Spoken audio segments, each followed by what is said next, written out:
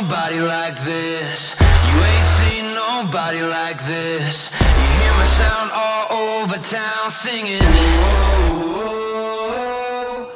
You ain't seen nobody like this. You ain't seen nobody like this. You hear my sound all over town singing. Whoa. I think there's something in the water. If you wanna take a sip, but be careful what you wish for. The faint of heart can't handle it. Everybody wants a piece of someone else's prize, but it ain't free, it don't come cheap. Only the strongest will survive. You ain't seen nobody like this. Well, it wouldn't be us if Harry didn't put on the wrong intro. Harry, can you please put on the right intro? It's still us. Oh, it's all right. It's close enough. Oh, I thought I switched it. Hand grenades. It's all good. Try that again. Take two.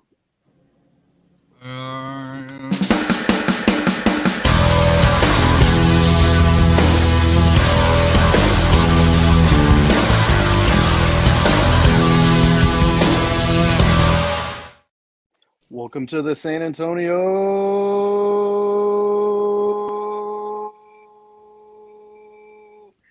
FC FanCast. My name is Roy. Are you sure? Yeah, I'm really not sure. That's absolutely correct. Peek behind the curtain. My microphone and whole audio setup crapped out on me as we're trying to start this, hence why we're a little late. Apologies for that. Thank you for your patience and tuning in, for those that are tuning in live. And if you're tuning in tomorrow morning on Saturday, which is the beginning of Christmas weekend, you don't have to worry about any of this. Yeah, exactly. Thank you for listening. You don't have to worry about any of this fiasco. And just enjoy the show. I have I guess I need to come up with a nickname for us four, but anyway, we have the four. Starting on, I guess we have the bases loaded. Starting on first base, we have Robert. Robert, how are you? How have you been? I'm doing bad. I'm doing okay. I'm hanging in there, just chilling, enjoying the holidays. Sure. And standing on second with a leadoff walk, or not a leadoff walk, I guess the second walk, is Rafa. Rafa, how are you doing? Pretty good. Just ready to enjoy my time off for the holidays. And a traveling man, Rafa, is all over the place, and he finally gets to stay at home for once, which is nice. Well, actually, I'm traveling again on Sunday. Don't say that. West. Oh, good. But yeah, just before the madness starts again in January. So, and then also with the high school season already kicking in. So it's like, hey, we're gonna have Royce's top power rankings there for the USL. You need to download the Rafa Tracker app like Facebook. Just follow her. Yeah, seriously. Just call what's his name? Somebody help me out. Something Men. The Facebook guy. What's his name? Facebook CEO. What are we talking about? What's his name? Zuckerberg. Thank you. That guy. Yeah, the Zuckerberg tracking app for sure. And you've heard his voice already. Andy decided to throw in the wrong intro just for old time's sake. Harry, how are you doing? How have you been? Doing all right. Want to get both intros in because for both shows it's been a while. So it has. Let's get the dust off, and especially for the new year. At least I'm further advanced than Robert. Robert's always the kid that's stuck on first base, can never get past first base, but that's what it is. Let's go. Starting out with the side swipes. Wow. No, what's up with that? Wow. No All right. respect. Yeah. Rodney Dangerfield over Robert Dangerfield. Yikes. So, Harry, kick it off. What is our first topic for today's show? Well, we got to end up with where it happened at the end of the season. Phoenix Rising won the playoffs, beat Charleston in a thrilling championship final. PKs. A ridiculous comeback. Yep. Yes. Yep. You mean Charleston gave away the championship? Yeah, I think that's more like it. I think Charleston gave it away more than Phoenix won it. To be fair, you still got to be there in the end. To be fair, Rising's the one with the star, so that's all that matters. And they did it on the road. They did it all on the road, beating beating San Diego, putting them to sleep, beating Orange County, beating Sacramento, and going on the road to Charleston, and finally completing the job to match with what San Antonio FC did. San Antonio had a rough outing in Sacramento. I don't know how much we want to rehash that. We got past Colorado Springs. Sacramento match was not fun. Nope. So, but any thoughts on the year, just in general? For me personally, I'll go first. I thought it was a successful year following up a title run. It's hard to repeat in USL or in any league period. I thought the winner of Sacramento and San Antonio would have been the one to get out of the West, but give credit to Phoenix. They got out at the end. And like I said here, San Antonio just wore down, and I think all of us have some concerns on how the season ended. Coaching decisions, locker room issues, whatever you want to say it. It wasn't a good feeling around San Antonio come playoff time compared from 23 to 22, but the effort was there, still making it to the second round of the playoffs. I still remember the Darren Powell years where if you made the playoffs, you were happy to be able to go 3 straight years winning a first round match. It's hard to argue with the results. I completely agree with you. I definitely thought it was a successful season. There are obviously a lot of questions at the end, mostly kind of set tactics and set formations. It seemed like, especially during that period where we just couldn't buy a win and we just kept drawing and drawing and drawing. What our tactical outlook would look like. I do remember it seemed like we settled on that 4-3-3 that seemed to be successful. And then for some reason we went back to the 3-5-2 and lumping it over the top to our 2 strikers and just questions over that. But kind of what it came down to was I really think Marcina decided to try to play as tough as possible in the playoffs, and that's normally a good strategy in the playoffs, is to try to just be hard to beat. I think that's what he was really going for, is be hard to beat, and they were hard to beat. They just, Sacramento, and I agree with you. I thought the winner out of Sacramento or SA was going to be the champion, and then Sacramento kind of absolutely choked against Phoenix, but that kind of seemed to be a pattern there in the playoffs. Rafa, how did you feel about the end of the season, how it ended, and what are your thoughts? And do you think it was a successful season as well? I think that's an important point. I think it was a highly successful season, especially after a championship. Very tough to go back to back. But Rafa, I want to hear your thoughts on that. I think I don't see it as a successful season. I thought it was a regression. And the regression wise because of all those ties. And then also, every time we have a home game, we're supposed to be invincible. Teams will be scared of us and they know they were going to get a loss. That wasn't the case this year. And we just didn't evolve as our system of play. And that's what caught up to us. I think we changed it too late because I know we had some success when we did change it, but I think it was a little too late. I think even the signing of players, it was a little, we just kind of dragged our feet in the beginning, and that kind of set the tone of the season. And we were just too. The thing is, we were just too inconsistent. The year before, we were very consistent. We had maybe a couple bumps in the road, but still, we kept that consistency.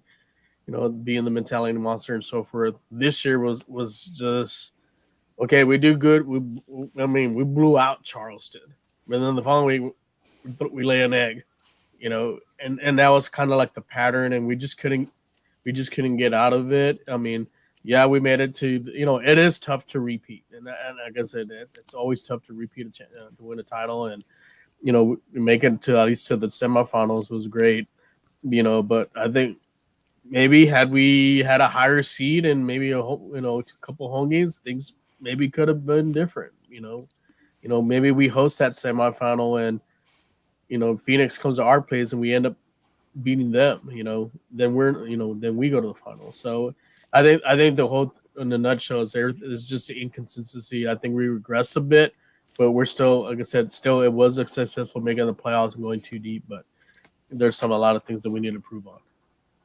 And to kind of give some credence to what Rafa's talking about, our home record was 7 wins, 9 draws, and 1 loss. It's those 9 draws that prevented us, that had us finish 4th instead of finish top in the West. If we, I think there was 2 matches that we had 2 goals, 3 goal leads that we ended up losing or coming back. I was gonna say, what if we were an actual professional podcast and we're actually professional members, we would have stats that would say how many of those draws came from winning positions versus coming from behind. And I would, from memory, most of them were from winning positions. So, and that's just tough, and that's kind of how it goes. I remember a lot of players being interviewed, and I remember talking to certain players kind of off the record, and them saying it's always tough that second year because everybody gets absolutely amped up and jacked up to play you at your house, and they're playing for a draw. They don't care about beating you. They just want to draw because they're the champion. And in a lot of instances, that is so much harder to play against. Yeah. So absolutely, Rafa, I agree with you. And that, that 10 game stretch there at the end of the season, kind of that's always in that period that I always say is the make or break part of the season. And later we'll go into 2024 where I think that's going to be this coming season. But there's always a little stretch of the season toward the end that seems like it's a make or break season, or make or break part of the season, excuse me. Robert, what are your thoughts on how last season went, and do you think it was a success? I mean, I guess the easiest answer, yes, successful, but a part of me, like, being that I tasted what a championship was like, I wanted it again. Like, it was like kind of one of those things like, gosh, could we do it one more time? But the reality is, the logical me says that, like everyone's mentioned, and repeating is just so challenging in this league. It's such a grind, such a long season. I mean, I was somewhat disappointed, like we all talked about, like you guys all talked about, with the way we finished. It was kind of like we started off sprinting and then kind of lulled and kind of crawled into the playoffs, not going in.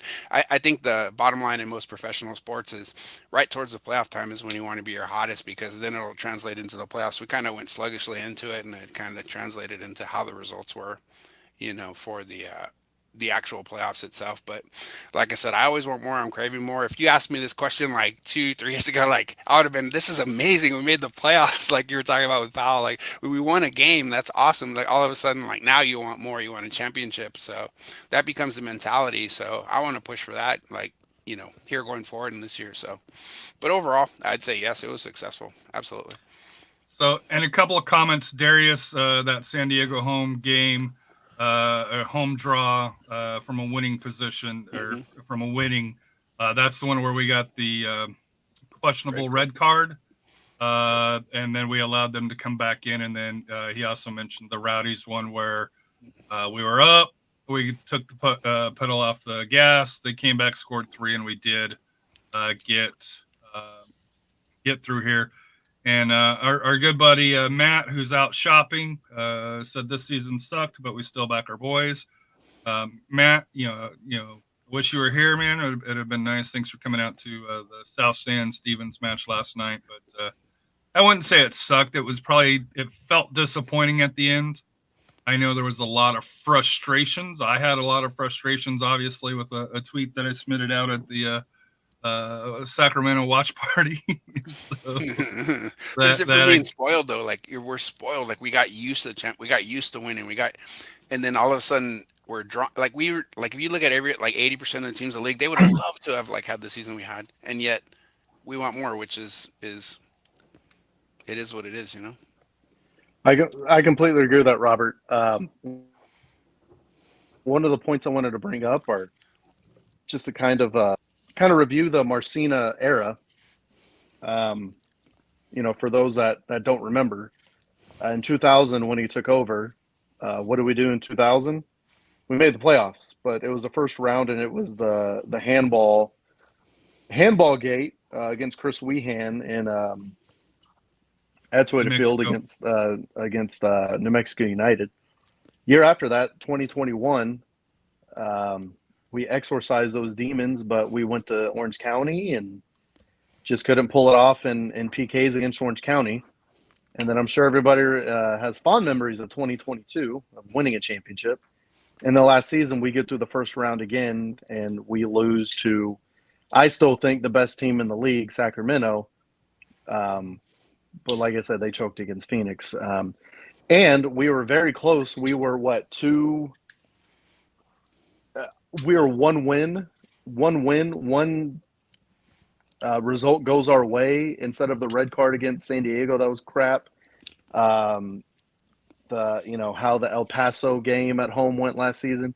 If one of those goes our way, we end up in second place, and most of our playoff games are at home. So very different season, but it just comes down to those little things that happen.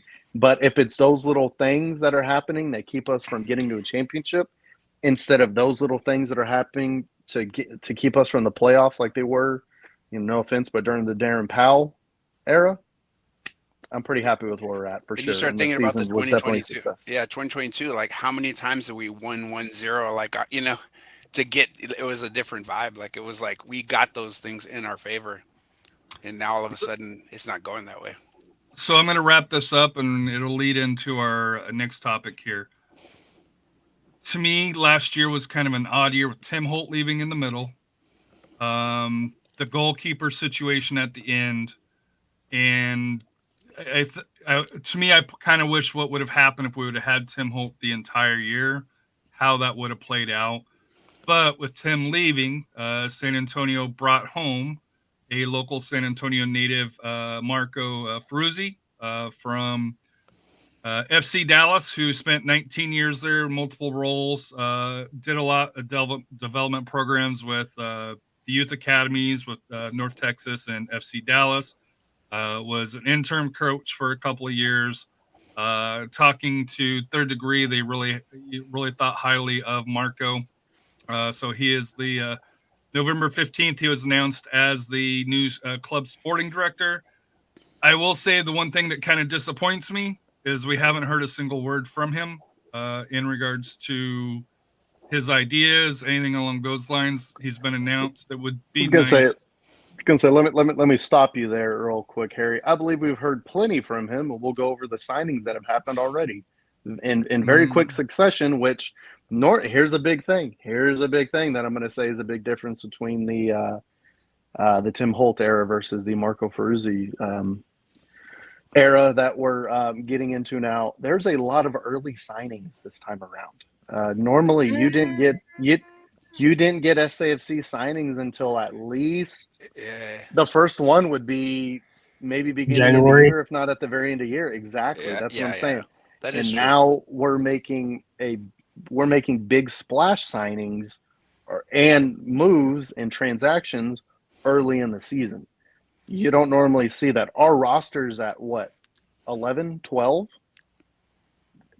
This is not a normal thing to happen. We haven't really seen this in past seasons, and this is definitely a new thing. And I think we're showing signs of a new approach from this from our new sporting director.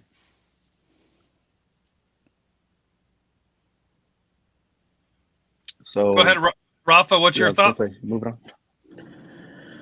I mean, I know with Marco, like I said, having a history with San Antonio, come back home. Hopefully he saw our season and has a game plan on what to fix a lot of the stuff that went wrong this past year. Especially the inconsistency, like Royce mentioned. We got a couple of those signings, and are those the players that fit the system that he's going to implement, or is he going to take control of that, or is there going to be some type of working relationship? We're kind of half and half as far as what type of system to play, but he's got he does got some big shoes to fill, and we'll see what he does. Like I say, he had some success there with FC Dallas, and hopefully he can bring some of that over here. And like I think on the comment here, he was one of the first. Nico Hansen was at signing back in January last year, so I guess that was the earliest one. But that turned out to be one of the biggest busts. So, but it was a signing with a lot of promise last season. Sure, Nico Hansen was definitely, and that kind of shows you where the approach is coming from as well. You would imagine that Marco and Allen are definitely in lockstep as to who they want to, what signings they want to approach, and what their offseason strategy is. I think the main thing to look at is when that was announced and when that was done. That was almost the middle of January, and we've already had 3 signings and a bunch of transactions just after contracts ended at the end of November. So, which is typically USL contracts end at the end of November. So, I think it's a big step in the right direction as far as squad building, especially with the signings we've made. We've made 3 very exciting signings already, and that's not to include what we know are going to be late signings, probably February, maybe even later. Alan Marcina, as we know, is definitely going to go after some Canadian kids with some very exciting futures. So it's what he does. That's what his connection is, and Alan would love to be the Canadian national team coach one day, and I see him getting that role here in a few years if he wants it, if he's offered it, obviously. But Marco was with FC Dallas while their academy was arguably the best academy in the United States.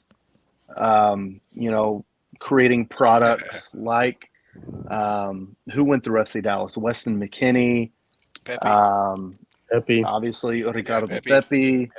Ferrara too. Didn't he go through there? Ferrara? Wasn't Chris Richards part of the FC Dallas? The kid I can't think of, with his last name is 3 letters, and he went to go trial for Bayern Munich. I can't think of his name, but he's another one. Like, they've had a top. It's a academy. pipeline, yeah. Exactly. It's exciting for him to be with our club and to be in charge of it and its future. I think it's a very underrated thing that I think we'll see instant dividends, and I think the past few years have been exciting for SAFC. The future's only brighter, which is crazy to think about, but I really do think it is. So to kind of correct Darius, there was an actual signing. It was a loan. Juan Carlos Azocar signed or was announced on December 22nd. So there was that Christmas present, which we were all exciting, 10 goals coming from Oakland. And unfortunately, it just didn't work out here with San Antonio for, just various reasons that, we don't know the reasons. But he is off to Phoenix now, unfortunately, here in wish him luck. But talking about departures, we've got several to kind of discuss here. The first one, Justin Dillon. Was a surprise transfer because they transferred him to El Paso and got some cash, I guess is what it is. We don't know what they got back, but I'm assuming it's some sort of cash. So your thoughts on JD? In the Herschel Walker trade? Yeah. Well, JD's he's a character. JD's a character guy. Like, he's good for the team. JD is a locker room guy, and he's a character guy. Effort, hustle. 2 of the biggest losses that we could have possibly had in this offseason have happened for various reasons. JD was my guy. Like, that one hurts me personally. But JD and Connor, to lose those two, and those two culture leaders and those two locker room leaders, that's tough. That is tough to do, and I really think that's a big reason why we'll get into some of the additions. One in particular, the additions we made, the two of the additions we made for sure, because they are absolutely locker room leaders. They're proven mentality monsters, and I think that's what's going to be important to add them to the locker room, as well with Jordan and with Mitch and with Fabian and with Carter. Those three are, or those four are top leaders, especially in this group for the culture. And to bring in, who they've already brought in, we'll discuss here in a little bit. It's going to be very important. But for the losses, man, let's give JD his flowers. Top pro, top guy, just an incredible representative of your club and of your city. Sure. I'm absolutely going to miss him around here. Connor as well. I'm excited for him in his retirement. You don't know exactly what it is, but you can speculate that he had his first kid. He's starting his family, and he doesn't want to spend any time away from his family, and that's 100% respectable. And at the same rate, come on, Coach Cano. No. Oh, hold on. That's got to be Rafa, because Rafa is spearleading the Super League with his team. Oh, so, Coach Cano, we don't know this for a fact. With Rafa may be recruiting San Antonio FC to play against Real Madrid, because that's kind of the league that they play in anyway. So. Yeah, we're for Daddy Florentino. Yep. I don't know why these people are against the Super League. It's just the USL's women's league. It's so weird. Anyway, and at the same rate, the loss of Ja'Cory Hayes. Ja'Cory Hayes was kind of, I think he got hurt in MLS. He had I believe it was a broken leg last year in the playoffs. So him coming to SAFC was a treat. And an MLS veteran, and he played really well for us. And Lamar Batista as well. We'll always have that 2-goal debut for him. And just another class guy that was just a big personality and a big pusher of the culture in the locker room as well. So, those are 4 pretty tough departures. But at the same rate, you gotta continue, and you gotta rebuild. So taking Maloney out of the match, because I think he is the biggest loss of all, because he is the he's captain, leader, he's the Sarge, as Pro SAFC calls him. So taking him out, which do you think's the bigger loss for San Antonio, or the hardest to replace? Is it Dylan? Is it going to be Hayes, or would it be Batista? We'll start with you on that, Rafa. If you had to pick between Dylan, Hayes, and Batista, which will be the biggest loss for San Antonio? Probably just a little slight edge would be Maloney. Just his no, you can't do Maloney. Okay, Maloney's so I'd be Dylan. Dylan's what you can say about him? He's a workhorse. You saw him on the field. He worked his butt off, and he always hustled, and he gave it his all. He sacrificed a lot, and he's going to be a big loss. And you don't find players like him too often, and hopefully we can find someone with the same drive, same hustle like him, for this upcoming season. And I'm going to give a little kind of honor to the Ja'Cory. I think Ja'Cory did a good job this year. I would have loved to have kept Ja'Cory. He did great playing the holy mid, especially with PC out with all those injuries and Mabu without the injuries. He really stepped up. And he even took some leadership there in that central mid. And I think he's also a little, I wish we had kept him. He's going to be a loss. North Carolina's going to have a good leader in him. If you're going to build up, going back to the champion, USL Championship, is good to build around there, especially in the back, their back 4, back 5. Robert, your choice out of the 3 as far as the biggest loss outside of Connor? I would, from on the field last year, I would say, honestly, Hayes would be a bigger loss, but globally, or like from the bigger picture, like Dylan from the team perspective, he was there. He was a community guy. He put in the work, but towards the end of the season, Hayes was the one, actually, he reminded me of a Jordy Lim, just stepping in, like kind of the guy you don't see all the time, but the reason you don't hear about him, kind of like an offensive lineman in football, because he's not messing up. He's literally in the right spot. He's doing the right thing. He's a consummate professional. It's not a me guy. He's not going to do anything, wild, stand out in the stat sheet necessarily, but he's always there. He's steady. You can count on him. So, I mean, yeah, to me, I think from last year's like production is probably Hayes, but overall, I mean, Dylan by far. I mean, he's gonna be a bigger loss for a lot of like intangibles. I went with Hayes as well. I think the role that he played, he didn't always get the flashy stats or anything along those lines, but he was so dependable. Marcina, could put him in and trust to know that he was going to make the right play 99 out of 100 times for that here. So for me, it's Hayes. Dylan, love his effort, and love his heart. But I think for me, as far as the hardest that's going to be to replace is going to be Hayes, because if you talk with Coach Marcina, he looks for a certain type of athlete that comes into a player that comes in. They better have the heart, they better have the hustle, and like I said here, I think with some of the additions that they brought in, we're going to see that. Your thought, Royce, and then we'll switch to who's coming in. No, for sure. I think it's Ja'Cory Hayes as well. Look at San Antonio FC's past. Getting a top number 8 with that kind of experience has been tough. And the 3 times we've really had a good number 8 with a lot of experience like that was back in the Darren Powell era. We had Michael Reed. And then after Michael Reed in 2022, we had Jordy DeLim. And then last year we had Ja'Cory Hayes. So it's always tough to find a good quality number 8 like that could really help out as a 6 or help out going forward a little bit. And I think Ja'Cory is going to be tough to replace.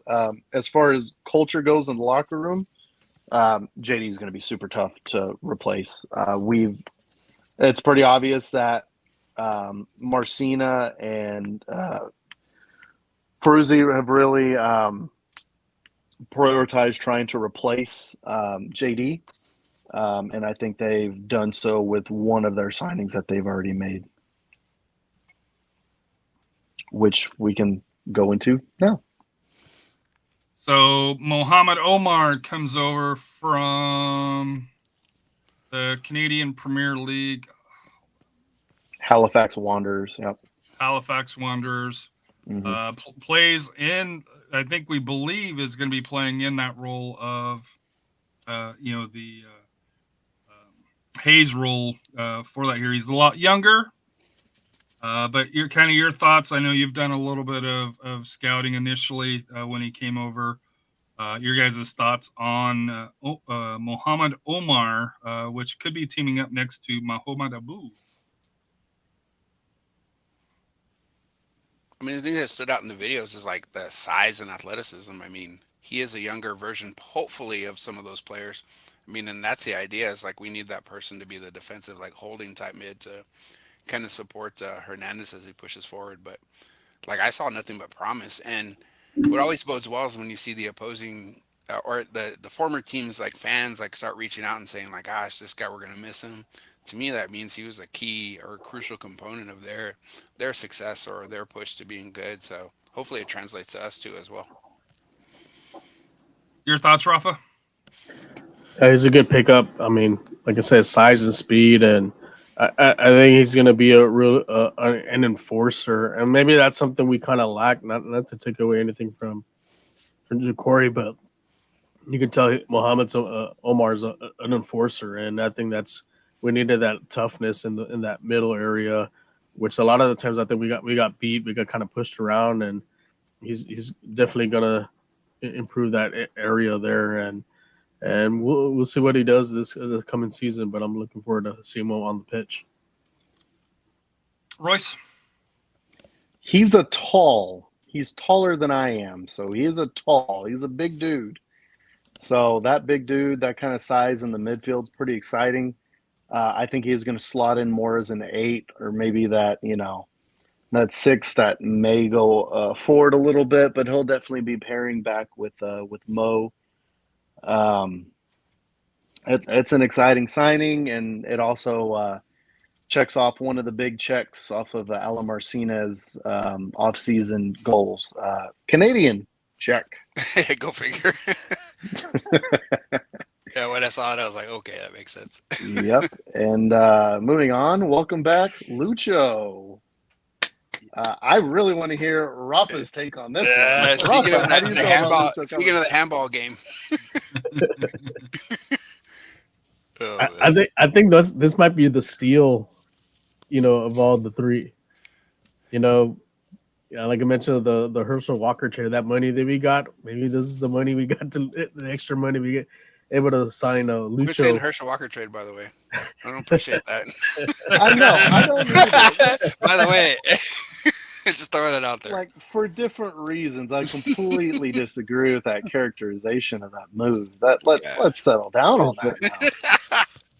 But Lucho was he's a great forward, and I just didn't think he had much of the talent around him in El Paso. If I'm dissing on El Paso, sorry to interrupt. I 100% agree with you. I think that was Lucho's issue, is zero service in El Paso. Yeah, exactly. No service. Was he there for 2 seasons?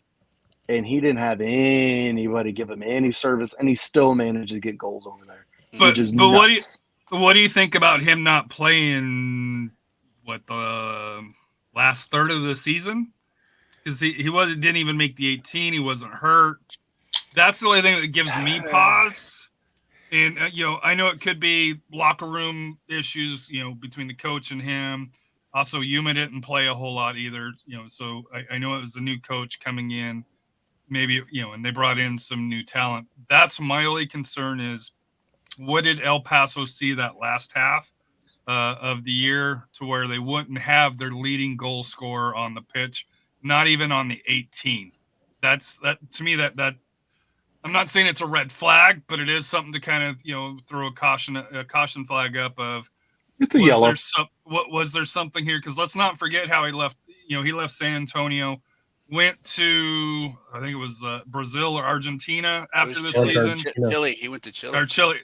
Yeah. Got hurt, came back to El Paso, had a great season and a half. I think we could agree, and then disappeared. And like I said, I think El Paso towards the second half of the year, probably just like us, had some questions in the locker room that were going on. That's the only question that I have. I don't ever think it was a question in the locker room with Lucho. I think if you look at their system, they completely changed their system. There wasn't room they stopped. How do I want to put this? They stopped really depending on that one number 9 up ahead, and they really went with a total system. And Lucho he didn't fit in their system after that. As far as a locker room, I doubt it. Lucho's a professional. But if you look at what El Paso did halfway through the season, whenever the coach realized, because it was a really tough debut for El Paso's coach last season, kind of when he realized after they had that world-beating beginning of the season where the first 9 games, they won 8 of their first 9 or something. And then they didn't win a game for the next 20 or some crap like that, some ridiculous stat. I think the coach was just in a tailspin, and he changed his system completely up. And I think got him back in the playoffs.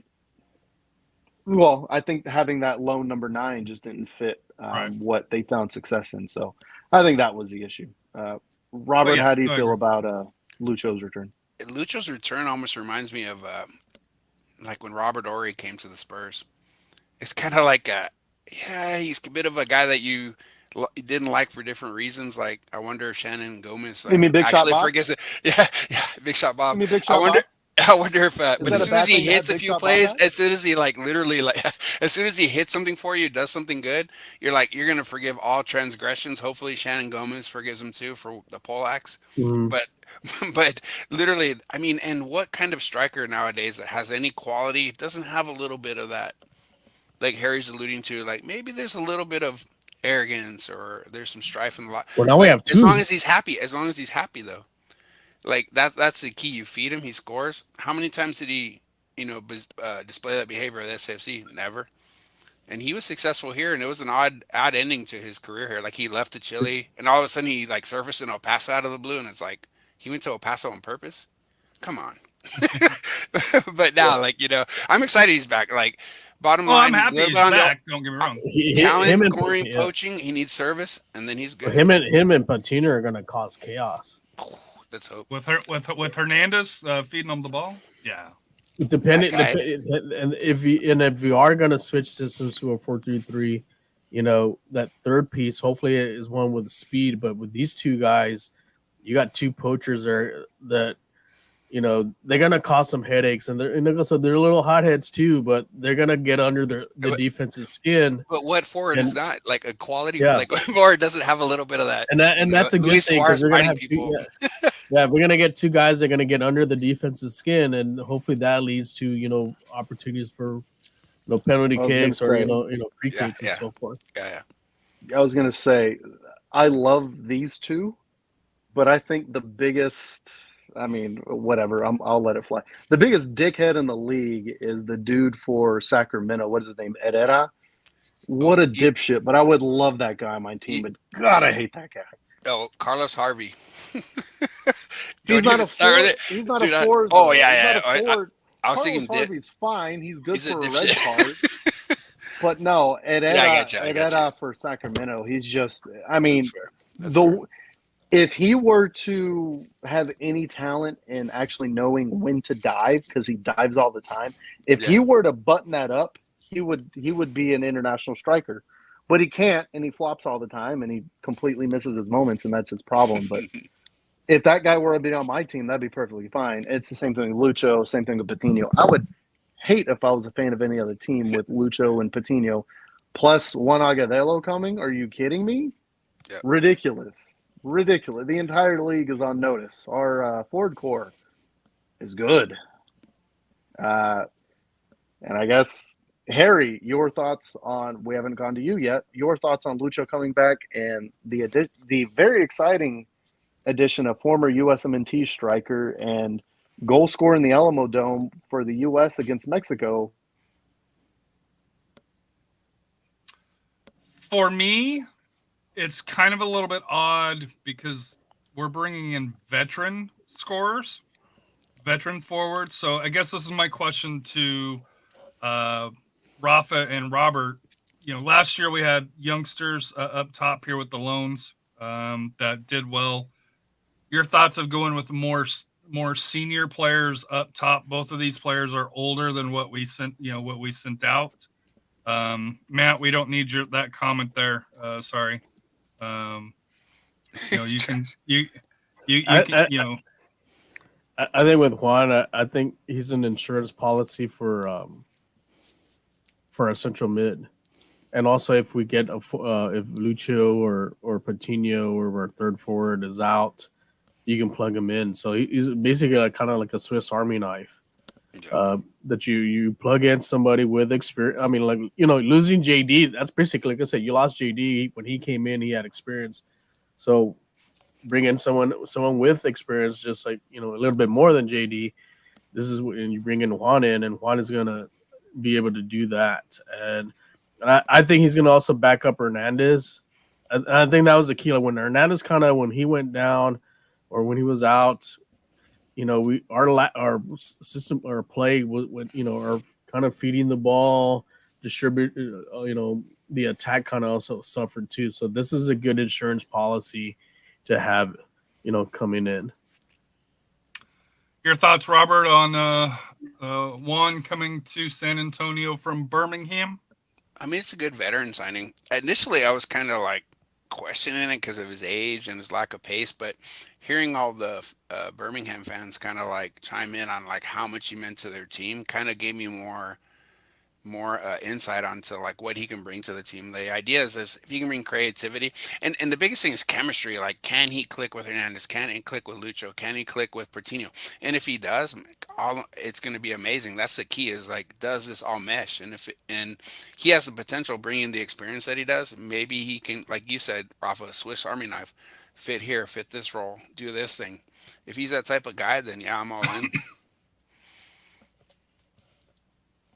Royce? 100%. Juan Agudelo is the guy who I was talking about is just going to be an absolute locker room guy, just a big culture guy.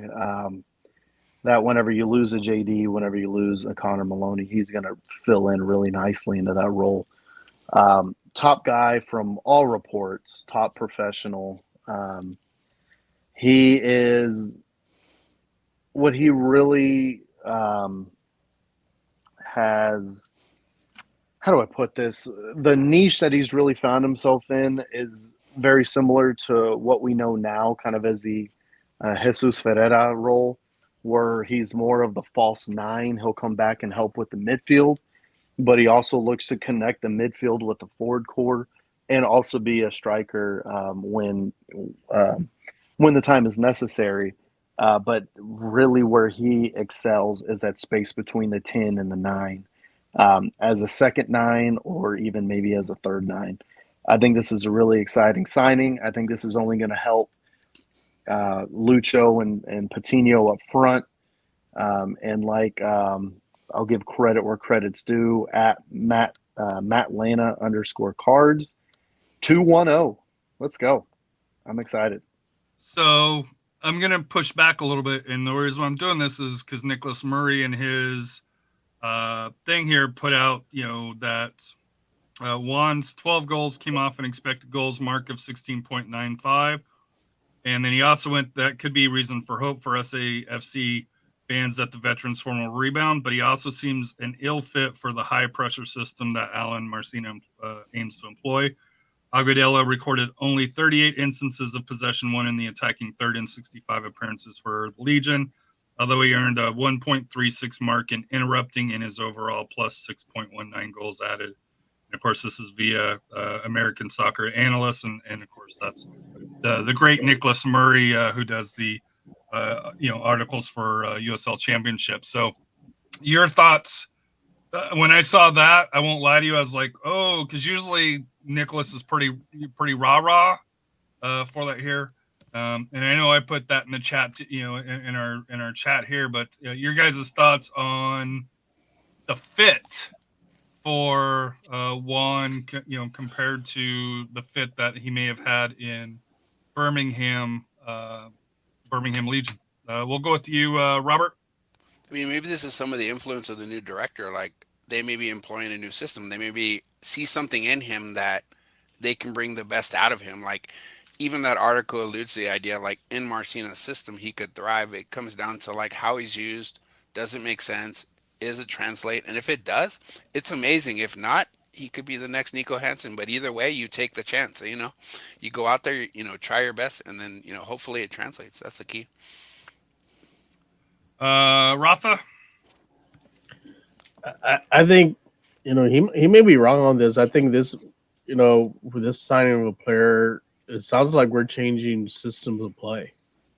I think Ferruzi is looking into changing it up.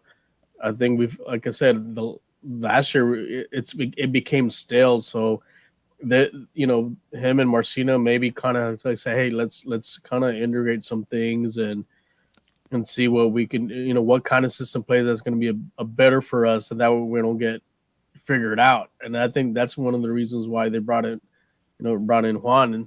But like I said, Juan's a good insurance policy. I think, you need someone to back up Hernandez, and, he may not be part of that high press, but still, if that position on the ball and that leadership in those real, especially if those tight games that let's say we're up those 1-0 games, he knows what to do with that ball and how to feed and distribute and how to defend and so forth. So I think that's one of the reasons why we brought him in, for that. And like I said, we're gonna see if he fits that new philosophy that we're gonna go forward. Royce? You also kind of, as far as Nicholas Murray's numbers are concerned, you need to look at the system he's coming from. He's coming from a Birmingham system, which really revolves heavily around Enzo Martinez and whatever Enzo Martinez wants to do. And a lot of what Juan Agudelo did last season and was really feeding Enzo Martinez going forward. So Sure, the numbers don't look exactly great at the same rate. Birmingham wasn't really a pressing team all that much. Sure, they had some pressing functions, but really that was never really their goal, is to press as much as SAFC. I definitely want to see what becomes of the signing. I'm not going to say, automatically right now it's 100% a home run. But I think those numbers and a lot of the underlying data that are, kind of coming from the naysayer point of view, I don't think it shows the whole picture. And I think it's just kind of showing one side of things. And I think at the end of next year, um, we're really going to see just how big and important this signing was, because I really do think this is gonna prove to be a big one for us. So before we move on to the USL news, and unfortunately there's some shitty news that we're going to have to talk about. Jordan, the returning players from here, Jordan Farr, Jorge Hernandez, Patino. Can you guys hear me? Okay. Yes, I can. Taintor, Garcia, Manley, Gomez, Abu is the core that they're returning, and then we added Mohamed Omar, Lucho, and Juan Agudelo. So on the returning players, is there anybody that kind of catches your interest, or is a surprise, or return? I'm surprised Abu came back. Abu came back. He seems like on the point where like he may be, but it's good. I mean, I'll take the veteran presence, but I was shocked that he did. Yeah, especially with his injuries he had, I thought maybe he would have probably in the retirement, but maybe he's not done. I think he still has some fuel in the tank. Yeah. So, and we missed his leadership last year. And maybe he comes back more as a player's coach type of situation. Well, definitely during the playoffs last season, when he was able to come back and at least give 60 or 70 minutes, he looked great. Yeah, they had that double pivot midfield going on with the 2 6s, and I hate to say it, I think it's part of the, the not. He's a free agent now, so you don't know if he's going to come back or not. But I think that was part of. I think PC was more the liability than Abu last season in the playoffs, and I don't think PC is fully recovered from that broken rib and the spleen injury and everything. I think he needs a good rest, and he may be able to come back. But man, yeah, PC definitely was not the same last season, and that really hurt to see for sure. But Abu being back is great. I can't believe we've maintained Garcia, Taintor, and Manley. That's unbelievable. Gomez, I thought was for sure gone, and he was going to get big money from somewhere, because he was fucking amazing last season. Yeah. And I think next season he's just going to get better. Plus all of the exposure he got playing for Trinidad, I thought somebody surely was going to come swoop him. But nevertheless, he's still with us, which is incredible. Yes. So it's very exciting. Patino, I'm surprised Patino didn't try to go back to South America. Signed a multi-year deal. So. Absolutely, yeah. He was disappointed by that Brazilian team that signed. I think they literally had 25 strikers on their team. So that's what happened to Nathan. Same with Nathan, yeah, same thing. Yeah, same thing happened with Nathan. Trend, Correct. So I mean, that was tough. But man, I can't believe that's the core that's coming back. That's nuts. It's another one. Yeah, exactly. It's another one of those things where we're not that used to this, and it's happened 2 or 3 years in a row, and a lot of us are acting like, yeah, that's the norm. That's what we've always done. No. We haven't always done this. And it's incredible. Every year, you wake up. This is what they're kind of like. They're third year together already, so they have that chemistry, and it's crazy. It's just adding the right pieces that can fit with them. That will complement their play. That's where we hope we can get right. You know what I would love? Like a Sam and Dunner in loan for the third time, like a whole season loan. Well, you know who I thought I love that guy. You know who I thought really we were going to get was I thought we were going to get Nathan back with the whole situation with Portland kind of firing the coach, but they ended up keeping him, which is That's good for him. I'm excited for his future. He was unbelievable last season for us.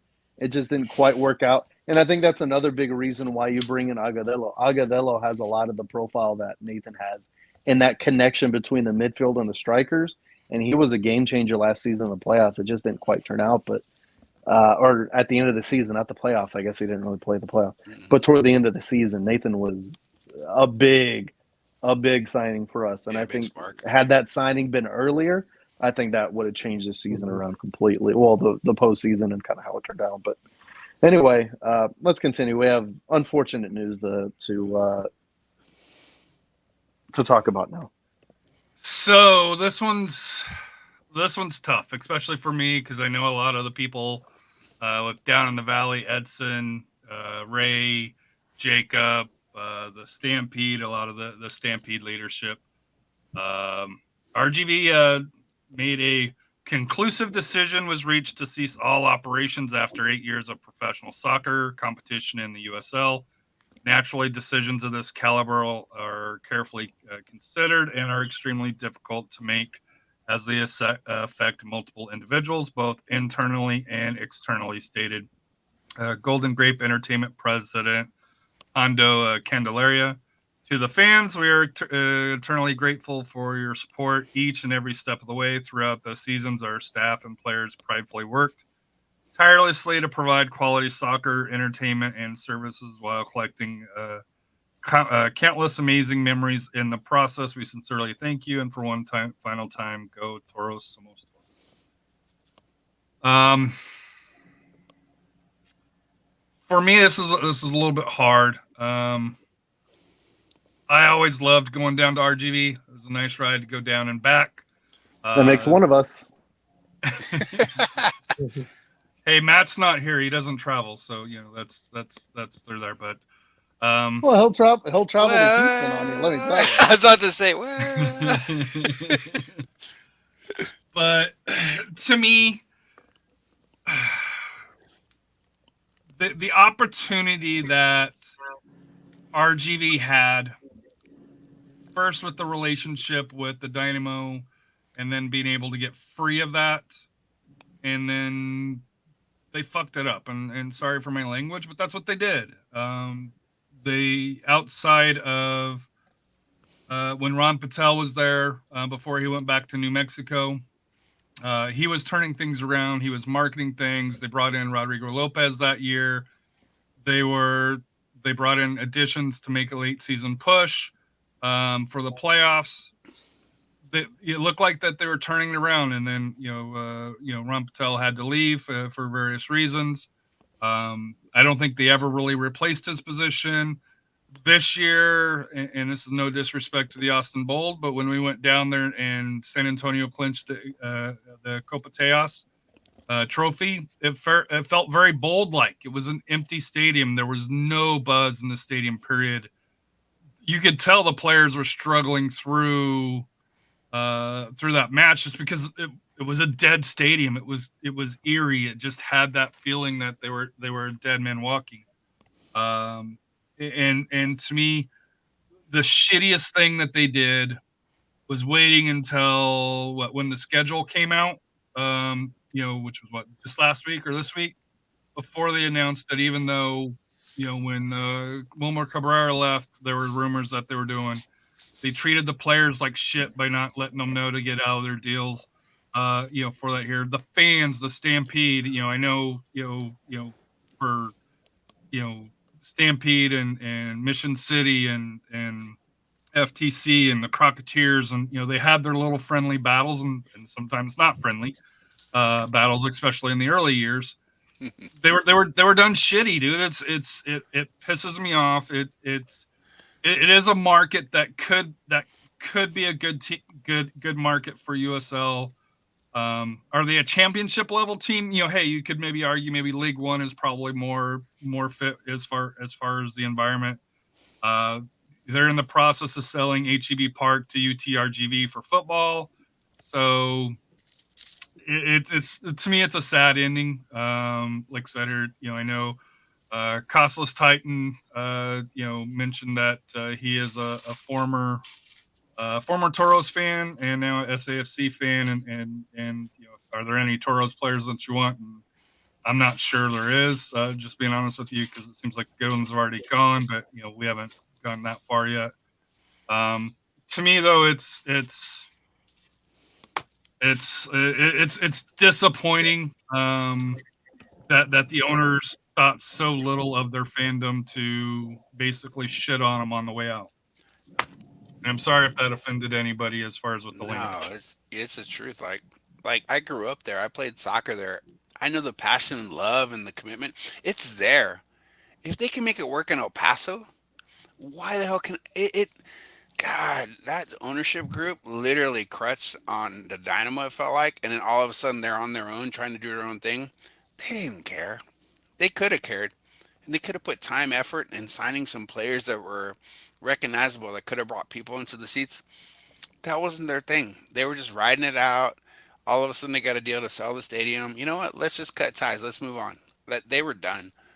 And it's unfortunate. It sucks. It sucks. I mean, they were our rival, I guess, but at the same time, like, it could have been so much more, because I can tell you that rival is like American football. I mean, the love down there, you have no idea. They just needed the right people, the right marketing, the right team, the right players, and it could have been so much more. It sucks. It's terrible.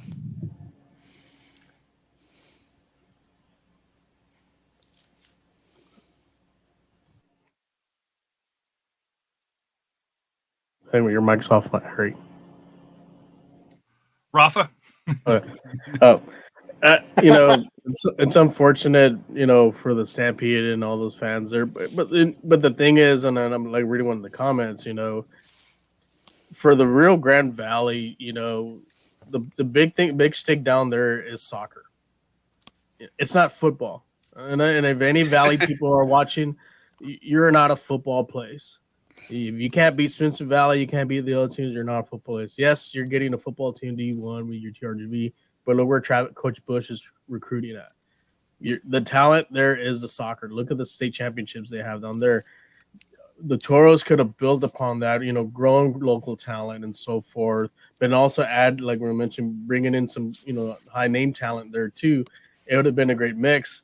The only times they would sell out games is when they would have like Liga MX teams there. And, if you're a soccer fan, especially down there, you support your local team, kudos to the Stampede, they made that sacrifice and were out there for the games and so forth. But, there were just too many complaints. Oh, it's just too far and this and that or whatever, that it's a good opportunity, I think the Valley is a great opportunity to have a professional soccer team there.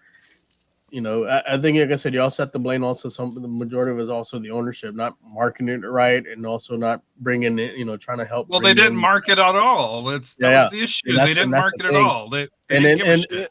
And then if that was the case, they should have sold the team to somebody else that wants to help it succeed. And I think the difference between them and if you look at El Paso, El Paso, at least, they do market well with their teams and so forth. And it's a very isolated place. But, but they also have a good working relationship. I know they work well with FC Juarez, like when Matt mentioned. I think they could have done the same thing since they were close proximity with Monterrey, with the Rayados, or with Tigres. They could have established some type of partnership to kind of help build that base there and so forth. Or even maybe have them part of the ownership. But, it just sucks for them. And, hopefully maybe in the future, someone does take a chance and does invest and gets another team down there. It's wild because they had a good venue. It's not like they had a piss poor. It's not like a baseball field. I mean, they had the venue. They had the opportunity to make something of it, and they chose not to. The owner, I don't know, he chicken shit. He chicken shit. He could have done so much more.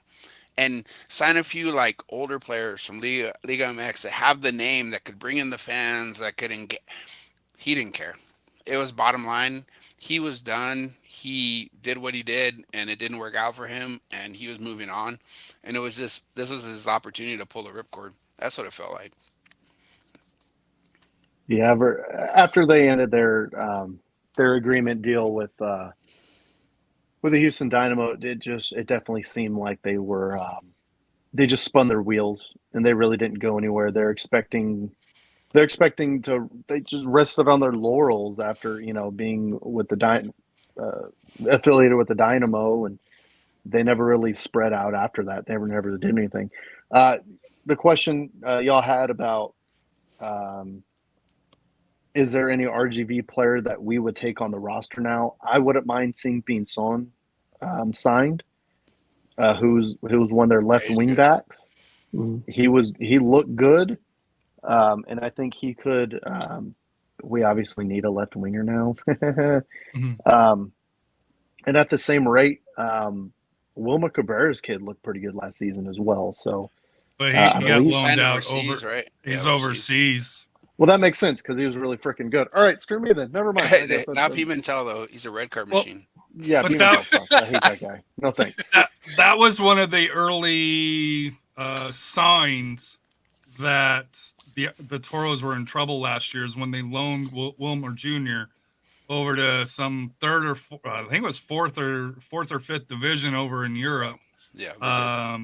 For that here, that was kind of the okay. Why are they moving the coach's kid away? And that was kind of a red flag. I'm going to kind of push back on this here a little bit. Cost time. I'd be shocked if an investor wants to put another USL franchise in the Valley. Way too risky. I'm going to push back on that because I do think Corpus Christi's coming in League One, and Tex Oma up in North Texas is coming, and so there is going to be teams coming into Texas. So it wouldn't shock me that RGV, now whether they're in Edinburgh or somewhere else, to me Laredo is kind of one that would also be kind of attractive down there for a team as well. So, but what that means is we've got two new teams out west. Tulsa, welcome back, and Memphis 901 are now in the Western Conference, back to 24 teams. For that here, so you got Switchbacks, Monterey Bay, the champions, Phoenix Rising, Sacramento, New Mexico United, El Paso.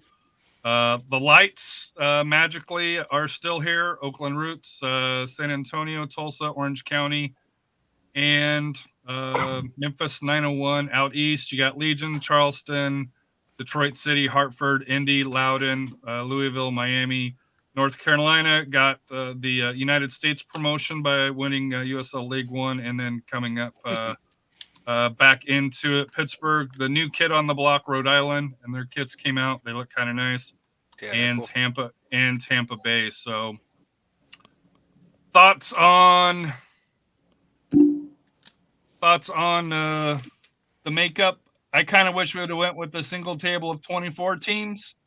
And just kind of have kind of a mixed schedule through there. I think that'd have been kind of cool. And then you could have took the top 16 or 14 teams instead of doing 12 and 12, top 8 in each of the playoffs make advance. So 75% of the USL clubs, just like the American way, make the playoffs. So thoughts on Tulsa and Memphis becoming West Coast teams. Now we have all the damn baseball fields on our conference. Pretty much, all of them. Well, now Memphis and Tulsa gets to play with the big boys now. They don't play with that weak ass Eastern Conference. The Eastern is always a little bit softer, or a lot of bit softer. They got to play big boy soccer now. Royce, I was gonna say last season we played Tulsa at the college stadium. Yeah. So maybe we play there again. And they beat us. Shut up! I don't want to mention that. We're not talking about that, Harry. Come on. Yeah. Thanks. That was last year. Come on. Stop talking about old stuff. That was a long time ago. Another result that. Anyway, yeah, I mean, it's cool. We can have Jorge chip over whoever Memphis's keeper is this time around over and over again. Fine with that. And then we got to get a revenge on Tulsa. Tulsa's been a bogey team for us for as long as we've all been in the same league together. That's just been a tough out. Been a tough out for us for sure, and we need to exercise those demons once again because it seems like we're back to square one. We had a little rivalry with them a little bit. Yeah, we did. We did. That playoff game, right, where they PKs. Was that them? Yeah, and they had the 60-year-old goalkeeper that beat. Yeah, let's not talk about that. So anyway, speaking of old crap, thanks guys. Didn't want to think about that one.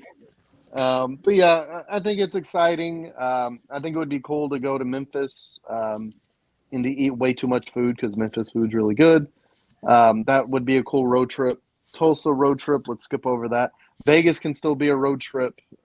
Absolutely. So I wish I could go, but unfortunately that just so happens to be on a weekend that I had two big events going on. So there's no way I can make the Vegas game, but hopefully they stay in the league and they're still in it next year. So we'll see what becomes of that. Dude, Vegas is never leaving, dude. They should have left 2 years ago, dude. Not. I support it. I hope like not. a bad It's great. Great. Dude, at the end of 2021, if you would have said, "Hey, San Diego Loyal's going to be gone before before the lights," people would have thought you were fucking crazy. That's a fair shout. Plus money on that one. Looking at the schedule here for it here, San Antonio opens March 9th against Loudoun United at Toyota Field. The following week, they travel to Tampa Bay. Home for 2 against Colorado Springs and Monterey. So in month of March. Real quick, March 16th sounds like a really nice beach vacation. It's still going to be cold here in San Antonio. It'll be in the 80s there in Tampa. That sounds like a nice road trip right there. Oh, I thought you were talking about Miami. That sounds like April. We need to go. Yeah, Miami. well, I mean that one's also in April. Somebody was going to the Houston game on that day. Yeah. What dumbass is doing we're not that? talking about anyway. That would be MLS Matt. Are you talking about Matt? That would be MLS Matt. Matt. Yeah. Mateo. I will say though, I've already done the research. If you decide to go to the Miami match there at the end of April, Inter Miami will actually be in New England playing New England Revolution. So you cannot parlay that into an SAFC and Messi weekend, unfortunately. What about the already Miami did the Fusion? research. Miami Fusion, they're gone. When did that happen? Some Pive action. I know. Nobody tell Whitney Houston. Yeah, there you go. So moving on to April, we get Vegas April 6th, home to Orange County, at Hartford, at Miami. 4 matches in April, 3 on the road, which is the opposite of March. May, only 3 matches, which is kind of surprising. Home against Oakland, home against Vegas, at New Mexico on May 25th. They got a 2-week break there. And typically, real quick, that's around where U.S. Open Cup opens up. Mm-hmm. So I would imagine that weekend is left open for a home U.S. Open Cup match. Open Cup's midweek, but yes. Well, I'm saying it should be the weekend, but yes. No, I'm saying maybe they can, because of scheduling, maybe they can do it on a weekend instead. Or it's going to be a possible friendly weekend because we have, 17 as season ticket members. We have 19 games, but only 17 are league games. So there's 2 games. We're promised either a U.S. Open Cup game or 2 friendly. So we'll see what comes of that. June is going to be very busy. June 1st, Memphis at home, El Paso at home on a freaking Wednesday. We'll circle back to that in a second. Wednesday Cup. The more things stay the same, the more they stay the same. El Paso on Wednesdays. June 8th at Tulsa, June 15th at Indy, June 19th a Wednesday at Birmingham, and then June 29th. So they get 10 days between the Wednesday and through there they have New Mexico United here in San Antonio. July 6th against Phoenix, 2 days before my birthday, and then another 2 weeks off. That'll be your Independence Day game, by the way. Yep. June 6th against Phoenix. And 2 weeks off, which will probably be an international friendly somewhere in there. Bring back Sunderland. Orange County, Memphis. I don't want to get beat up again for that here. That's your own. That was your own fault. goddamn fault. Yeah, so I That's was your own like, goddamn yeah. fault. You're You trying to tick off the stupid geezers. shit. That wanker. The old geezers. Next year, I'll wear my Newcastle kit to go with the scarf.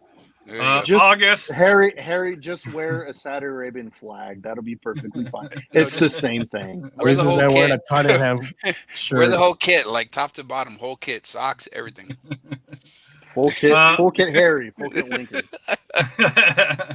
August, Tulsa on August 3rd. Saturday at Pittsburgh.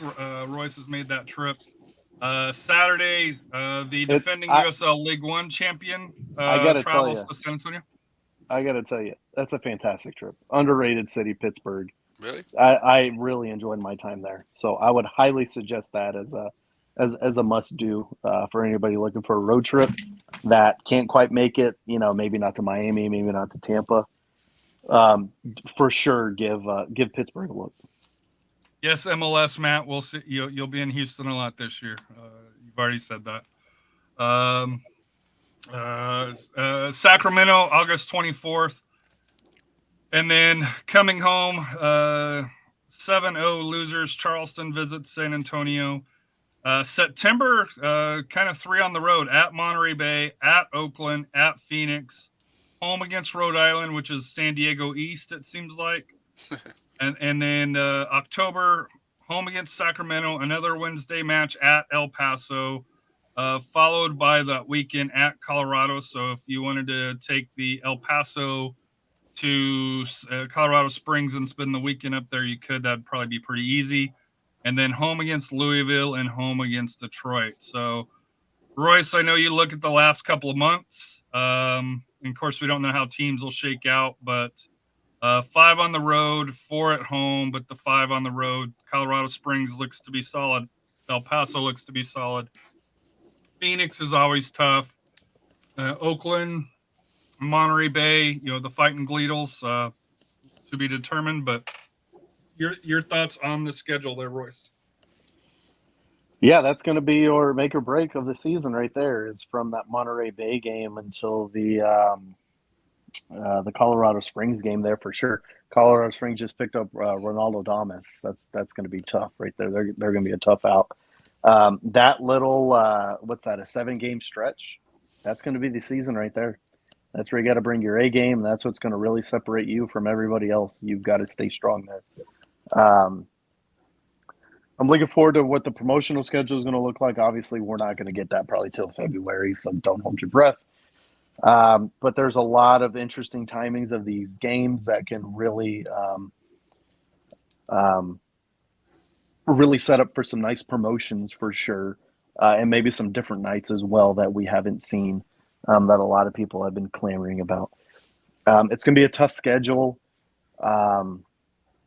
It feels a little more balanced than what we've had in the past. There's been a couple years where it was just, they'd have 5 or 6 on the road just in a row and just certain gauntlets. It seems a little more balanced. March is heavy home, April's heavy road, and then it's kind of balanced between. And then at the end of the season, the last 9 games, 5 are on the road, 4 are at home. That seems pretty balanced. Normally we don't get that, so that's kind of nice. So we'll see. We'll see what we can do. I think it sets up well for us with the balance. We have some time off, or the players will have some time off. They're the only weekday games that we have is against El Paso, which is silly. And what it does kind of suck for is for Copa Tejas, that's going to be real tough. Now that we only have 2 teams in Copa Tejas now. Yeah, I'm interested to see what they're going to do about that. Copa Wednesday. I think Copa Tejas as far as USL is dead. I mean, it doesn't make any sense. To me, I rather it just doesn't feel the same without with RGV and also losing Bowl too. So I mean, having 4 teams was great, but 3 teams, but now with 2, like what they need to do is probably just just set up like the I-10 shootout cup or something like that. Because I mean, it's gonna. I mean, I'm sure they can keep the MLS one, but I don't know how it's going to be done with the USL one. I think it's back to the drawing board on that, but that's still going to be a fun game. So I think we keep it, and then we just beat El Paso twice, and we retain it. So I think that's fine. Sounds good to me. That's fair. That's fair. Mm-hmm. Yeah, it'll be interesting because to go from what we had with Austin Bold, RGV, El Paso, San Antonio to just San Antonio, El Paso, it's a change. But like Steve and Danielle and the supporters groups will all get together and put together something. We'll see how it goes. But yeah. I know we're almost an hour and 20 minutes. So final thoughts for you guys. I don't want to go past 90 minutes because then Royce puts me on the naughty list, and I'm already on the naughty list a couple of times. So final thoughts. We'll start with you, Robert. I guess the biggest thing is like, enjoy your family, enjoy the holidays, have fun. Don't have too much fun. If you decide to drink, I mean, make some plans to get home safe, and I'm super excited about this. As soon as the schedule came out, my thoughts are like, I'm pumped, I'm amped. I just want to be there again. So get excited, have fun, support local, enjoy your families, and enjoy life.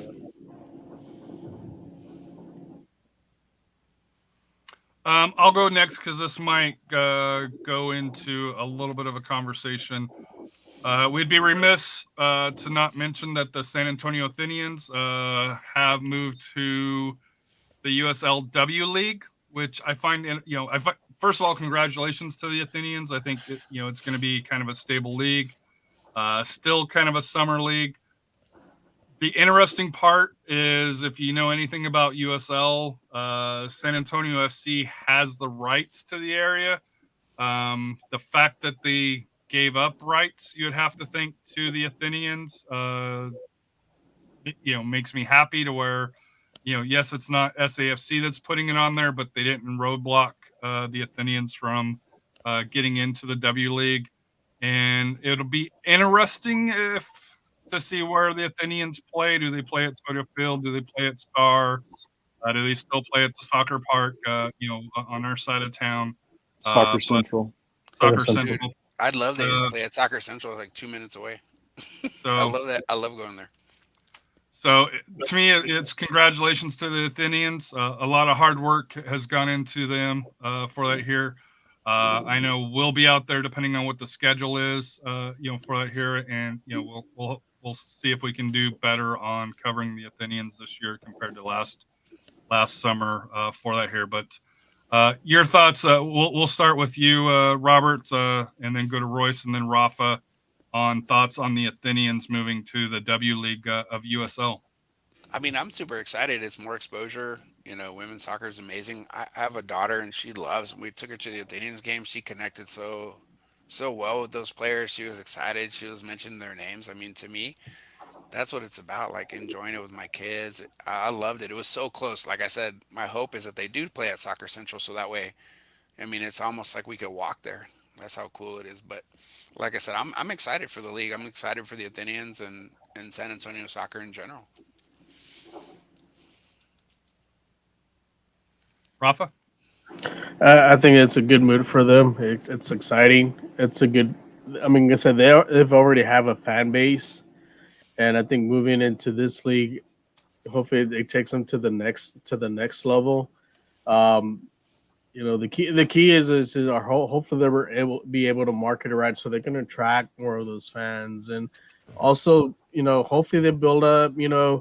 There's one thing that SAFC's been lacking of doing is having a women's academy team, and hopefully out of this establishes that to help develop the women's game here in San Antonio and in the area, and hopefully they'll take that next step and maybe get to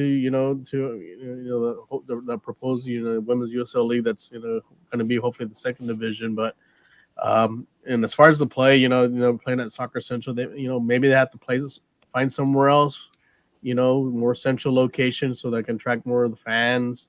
I don't know if Toyota is going to be one because with the FC. Hopefully they find somewhere that they, like I said, they can have their fan base come and attend those games. But the main thing is, hopefully out of this, they do build a women's academy, and that's where something that's really been lacking here, and especially getting to the pro leagues. And I think this is a good step in the right direction. Royce?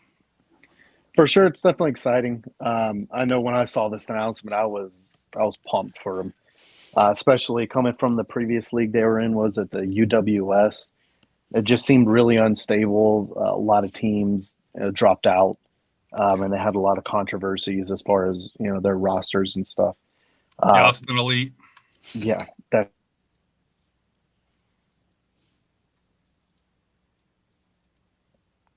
Did we lose Royce?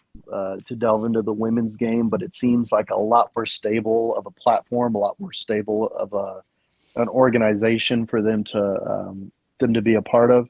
And I really like to see it. I like to see the advancement of the Athenians. They've built their brand. They've really built up support in the area. And I think this is only going to help them out. We'll see venue-wise what happens. I haven't been to Soccer Central in a while, so perhaps they've built up that field one, that main field, and put up some bleachers around it. But, we'll see how it all unfolds. But I'm really excited for this, and I'm really happy for them as well.